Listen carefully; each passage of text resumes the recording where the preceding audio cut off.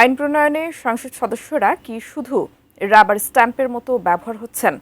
আইন তৈরিতে এমপিদের ভূমিকা আসলে কতটুকু?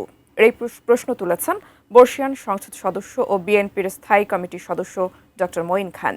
বুধবার রাজধানীতে সিটিজেন্স ফোরামের গোলটেবিল আলোচনায় প্রশ্ন উঠল, সংসদ আদৌ সার্বভৌম কি? ২৪-এর গণ অভ্যুত্থানের ধারাবাহিকতায় যাত্রা শুরু হয়েছে ত্রয়োদশ জাতীয় সংসদ।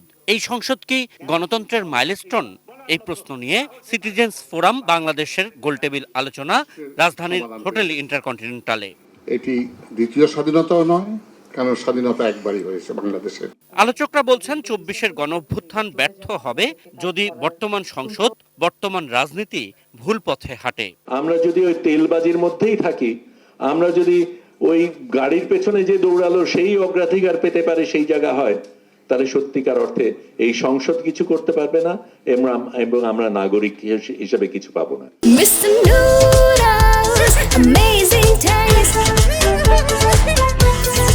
যে সংসদকে কেন্দ্র করে এত আলোচনা, সেই সংসদের শুরুটা এখন পর্যন্ত ইতিবাচক। বেশিরভাগ আলোচকই বলছেন সেরকম, কিন্তু প্রশ্ন উঠছে ভবিষ্যতের অনেকটা পথ কতটুকু সত্যিকারের পরিবর্তন আসতে পারবে রাজনীতিতে। ইতিহাসে বহু নজির আছে যেখানে পুরাতন প্রতিক্রিয়াশীল শক্তি অন্যদের ব্যর্থতার কারণে ফিরে এসছে। সুতরাং আমার একটা সাবধানবাণী হচ্ছে যে কিছুতেই ব্যর্থ হওয়া চলবে না।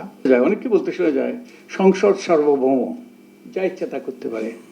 আমার মনে হয় ইচ্ছে বোধ হয় এই যে একটা অপতথ্য, একটা ভুল তথ্য আর নাই।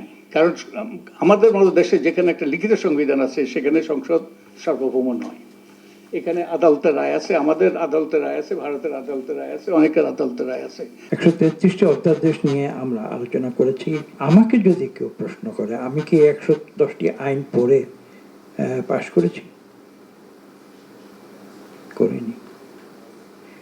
তো সংসদের যে মূল কাজ নিয়ে আলোচনা হয়েছে, যে আইন প্রণয়ন, সেই আইন প্রণয়নের দায়িত্ব সংসদ সদস্যরা কতটুকু পালন করছে অথবা পালন করতে পারছে, সেই প্রশ্নটি কিন্তু এড়িয়ে গেলে চলবে না। সংসদ সদস্যদের কাজ যে কি, আমি নিজের অভিজ্ঞতা থেকে বলি, জুতো সেলাই থেকে চণ্ডীপাঠ। আমার নিজের কাছে মাঝে মাঝে অপরাধী মনে হয়, আমি কি রাবার স্ট্যাম্প হয়ে বসে আছি কিনা। আশিকুর রহমান অপু, এটি নিউজ, ঢাকা।